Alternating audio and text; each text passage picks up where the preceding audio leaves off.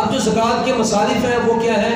وہ سورۃ توبہ کی آیت نمبر 60 ہے، اس کے اندر اللہ نے وہ بیان کیے انما الصدقات للفقراء۔ سب سے پہلے فرمایا کہ یہ جو صدقات ہیں نا، یعنی زکوٰۃ وغیرہ، صدقہ فطر وغیرہ، یہ فقراء کو دیا جائے گا۔ اب فقراء اہل علم کے ہاں اس بندے کو کہا جاتا ہے جس کے پاس کچھ ہو، تھوڑا بہت جس کے پاس ہو، اس کو فقیر کہا جاتا ہے۔ اور اس سے مراد وہ شخص ہے کہ جس کا مال نصاب سے کم ہو، نصاب سے کم جس کا مال ہو، اور نصاب کیا ہے؟ 7.5 تولے سونا یا 52.5 تولے چاندی ہے، یا ان کے برابر پیسے، یعنی چاندی کے برابر پیسے جو 89,000 روپیز مارکیٹ ویلیو کے مطابق۔ تو اس کے بارے میں اللہ تعالیٰ نے قرآن میں فرمایا کہ صدقہ جو ہے وہ بندہ دے جو فقیر ہے، اور فقیر اسے کہتے ہیں جس کے بعد 2-4 دن کا کھانا ہو یا بمشکل جس کا گزر بسر ہوتا ہو۔ اور اس کے بعد فرمایا والمساکین، وہ شخص کہ جو مسکین ہو، اور مسکین کی علماء نے ڈیفینیشن یہ کی ہے کہ جس کے پاس کچھ بھی نہ ہو، جس کے پاس کچھ بھی نہ ہو، پہننے کے لیے صاف اور اچھا لباس بھی نہ ہو، کھانے کے لیے اچھی خوراک بھی نہ ہو، رہنے کے لیے گھر نہ ہو، جو محتاجی کی زندگی گزار رہا ہو، جو بمشکل گزر بسر کرتا ہو، اس کو مسکین کہا جاتا ہے۔ اس کے بعد فرمایا وَالْعَامِلِينَ عَلَيْهَا، جو زکوٰۃ کا پیسہ اکٹھا کر کے لوگوں میں بانٹتے ہیں اس کو عامل کہا جاتا ہے۔ اور اگر وہ عامل غریب اور مستحق ہو تو وہ بھی زکوٰۃ دے سکتا ہے۔ جیسا کہ ہمارے یہاں جو زکوٰۃ کمیٹی کے چیئرمین ہوتے ہیں ماشاءاللہ ٹھیک ٹھاک امیر ترین لوگ ہوتے ہیں، کوئی تو محلے کا کونسلر ہوتا ہے، کوئی چیئرمین ہوتا ہے، کوئی ناظم، زیر ناظم، ایسے لوگ جو ہے وہ زکوٰۃ کمیٹی کے چیئرمین ہوتے ہیں۔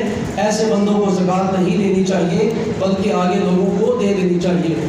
لیکن اگر کوئی غریب ہو، مستحق ہو، تو وہ جو ہے وہ زکوٰۃ لے سکتا ہے۔ اس کے بعد فرمایا وَالْمُؤَلَّفَةِ قُلُوبُهُمْ، وہ لوگ جو ابھی اسلام میں داخل نہیں ہوئے اور ان کا دل جو ہے وہ آپ نے اسلام کے لیے نرم کرنا ہے تو ان کو آپ زکوٰۃ دے سکتے ہیں۔ لیکن امت کا اجماع ہے کہ اب اس جو ٹائپ کی لوگ ہیں ان کو اب زکوٰۃ نہیں دی جا سکتی، جیسا کہ یہودی ہیں، عیسائی ہیں، اہل کتاب ہیں، ان کو زکوٰۃ نہیں دی جا سکتی۔ کیوں؟ اب اسلام پھیل چکا ہے، اسلام کی شاخیں ہر طرف پھیل چکی ہیں، اب ان لوگوں کو زکوٰۃ نہیں دی جا سکتی۔ زکوٰۃ جو ہے وہ انہی لوگوں کو دی جا سکتی ہے جو ابھی نئے اسلام میں داخل ہوئے ہیں۔ تو لوگوں نے اس سے مراد نیو مسلم کہا ہے، جو ابھی اسلام میں آئے اور اس کے پاس کچھ نہ ہو۔ صاف ظاہر ہے جو بندہ مسلمان ہوتا ہے اس کے گھر والے اس کو گھر سے نکال دیتے ہیں، یہ اکثر ہم نے دیکھا ہے، اس کو پراپرٹی سے کچھ نہیں ملتا، لہٰذا وہ بندہ مستحق ہوتا ہے اور اس بندے کو زکوٰۃ کا مال دیا جائے۔ اس کے بعد فرمایا وفی الرقاب، غلام آزاد کرنا۔ آپ دیکھیں کوئی بندہ غلام ہے، کسی کا ماتحت ہے اور اس نے اس کو جکڑ کے رکھا ہوا ہے۔ آج کل تو یہ سسٹم ختم ہو گیا، اسلام نے اس سسٹم کو ختم کرنے کی کوشش کی، کہا کہ جو قسم توڑ دے وہ غلام آزاد کرے، جو کسی مسلمان کو قتل کر دے بھول کے وہ غلام آزاد کرے، جو زہار کر بیٹھے اپنی بیوی کو ماں بہن کے ساتھ اس کے ان اعضاء سے تشبیہ دے بیٹھے جو اس کے لیے دیکھنا اس کو چھونا حرام ہے، اس کے ساتھ بیوی کو تشبیہ دے بیٹھے، وہ زہار ہوتا ہے، وہ غلام آزاد کرے۔ تو جگہ جگہ پہ اسلام نے غلام آزاد کرنے کا حکم دیا ہے، جو روزہ توڑ بیٹھے وہ غلام آزاد کرے۔ تو اسلام نے اسلام کے اس عمل سے غلامی کا سسٹم دنیا کے اندر سے ختم ہو چکا ہے۔ لیکن پھر بھی اگر ایسا ہو، عالمی جنگ ہو مسلمانوں کی اور کفار کی اور مسلمان غلام بنا لیے جائیں، تو اسلام کہتا ہے ان غلاموں کو آزاد کرنے پہ اپنی زکوٰۃ کو آپ انویسٹ کر سکتے ہیں، ان کو آزاد کروایا جائے۔ پھر اس کے بعد فرمایا اللہ کی راہ میں لڑتے ہیں، ان کے ساز و سامان کے لیے، ان کے جنگی آلات کے لیے آپ زکوٰۃ ان کو دے سکتے ہیں۔ آقا علیہ الصلوۃ والسلام نے ارشاد فرمایا 2 لوگ اللہ کو بڑے پسند ہیں، 2 لوگ اللہ کو بڑے پسند ہے۔ ایک وہ بندہ جو روزے کا ٹائم ہوتا ہے، اس کے ہاتھ میں خوراک ہوتی ہے اور وہ اس لیے نہیں کھا رہا ہوتا کہ ابھی ٹائم نہیں ہوا، انتظار کر رہا ہوتا ہے، اس کے دل میں رب کا خوف ہوتا ہے، اللہ کو وہ بندہ بڑا پسند ہے۔ دوسرے نمبر پہ اللہ کو وہ بندہ بڑا پسند ہے جو گھوڑا لے کے مسلمانوں کی زمین کی سرحد کی حفاظت کر رہا ہوتا ہے، اللہ کو یہ دو بندے بڑے پسند ہوتے ہیں۔ تو معزز سامعین کرام، یہاں پہ ان کا بھی ذکر کیا اور پھر فرمایا وفی سبیل اللہ، اللہ کی راہ میں، اللہ کی راہ میں۔ اب اللہ کی راہ میں یہ کیا ہے؟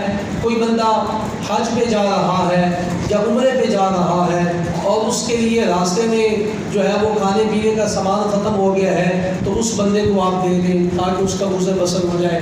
اور اس کے بعد میں وابن السبیل، جو مسافر ہے اس مسافر کو آپ زکوٰۃ دیں۔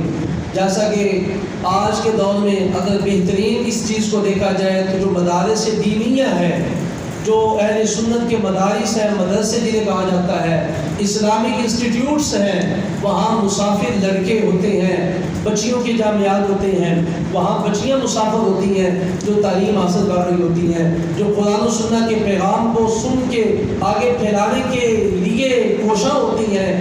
ایسے مسافروں پہ آپ اپنی زکوٰۃ جو ہے وہ خرچ کر سکتے ہیں ان کے کھانے پینے کے لیے۔ جیسا کہ اہل سنت کے بڑے بڑے مدارس ہم دیکھتے ہیں، جامعہ دینیہ، جامعہ نظامیہ، جامعہ حجویریہ، یہ بڑے بڑے جو مدارس ہیں ان کو اب دیکھا جائے وہاں ہزاروں کی تعداد میں طلباء تعلیم حاصل کر رہے ہوتے ہیں، ان کے کھانے پینے کا اہتمام ہوتا ہے، ان کی رہائش کا اہتمام ہوتا ہے، ان کے دیگر نان و نفقے کا اہتمام کیا جاتا ہے۔ لہٰذا اگر آپ کو کوئی غریب مسکین نہیں ملتا تو مدارس کا رخ کیا کرے، اور مدارس دینیہ جہاں پہ قرآن و سنت کی تعلیم دی جا رہی ہے ان مسافروں پہ خرچ کیا جائے۔ اسی کو اللہ نے قرآن میں بیان کیا اور پھر فرمایا فریضۃ من اللہ، یہ کوئی احسان نہیں ہے، یہ کوئی نیکی نہیں ہے، بلکہ فرمایا یہ اللہ کی طرف سے تمہارے لیے فرض ہے، لازم ہے۔